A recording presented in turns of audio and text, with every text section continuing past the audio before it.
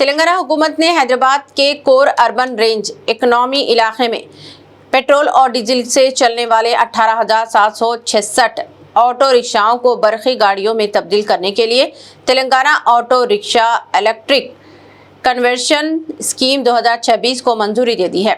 वज़ीर transport mister Punnam Prabhakar के मुताबिक इस स्कीम में 11,254 डीजल और 7,512 पेट्रोल ऑटो रिक्शा शामिल होंगे और मौजूदा ऑटो में मंजूरशुदा इलेक्ट्रिक किट लगाने या नया फैक्ट्री मेड बरकी ऑटो खरीदने के लिए फी गाड़ी ज़्यादा से ज़्यादा 1,50,000 रुपये की माली इमदाद फराहम की जाएगी।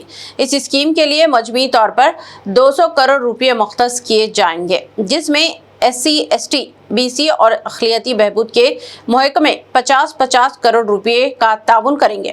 हुकूमत का कहना है कि इस इक़दाम से ऑटो ड्राइवरों के ईंधन के अखराजात में कमी, फ़िज़ाई व सूती आलूदगी पर काबू पाने और हैदराबाद में साफ, सस्ती और पायदार शहरी ट्रांसपोर्ट को फ़रोग़ देने में मदद मिलेगी।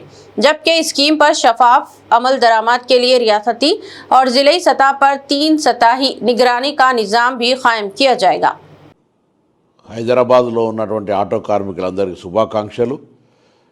పర్యావరణాన్ని కాపాడడానికి మీరు కూడా భాగస్వాములు కావాలని, మీ ఆటోలన్నీ ఈవీకి కన్వర్షన్ చేసుకోవడానికి అయ్యే ఖర్చును ప్రభుత్వమే భరిస్తూ ప్రతి ఆటోకు 1,50,000 రూపాయలు ఇచ్చే విధంగా కార్యాచరణ రూపొందించింది. అందరూ తప్పకుండా హైదరాబాద్ భవిష్యత్తు దృష్ట్యా, పర్యావరణ దృష్ట్యా అందరూ కూడా ఈ యొక్క ఆటోలను మరి ఈవీ కన్వర్షన్ చేయించుకునే విధంగా అప్లికేషన్ చేసుకోవాలని కోరుతూ, తప్పకుండా మీకు సంబంధించిన సంక్షేమ బోర్డు కావచ్చు, ఇతరత్ర సమస్యలన్నీ పరిష్కరించే దిశలో ప్రభుత్వం కార్యాచరణ తీసుకుంటుందని మనవి చేస్తూ, ఈ యొక్క పర్యావరణ పరిరక్షణకు రెట్రోఫిట్ చేసేటువంటి ఖర్చును ప్రభుత్వం భరిస్తూ ఉందో ప్రతి ఆటో యాజమాని హైదరాబాద్ పరిధిలో మరి డీజిల్, పెట్రోల్ లేకుండా కన్వర్షన్ చేయించుకోవాలని కోరుతా ఉన్నాను.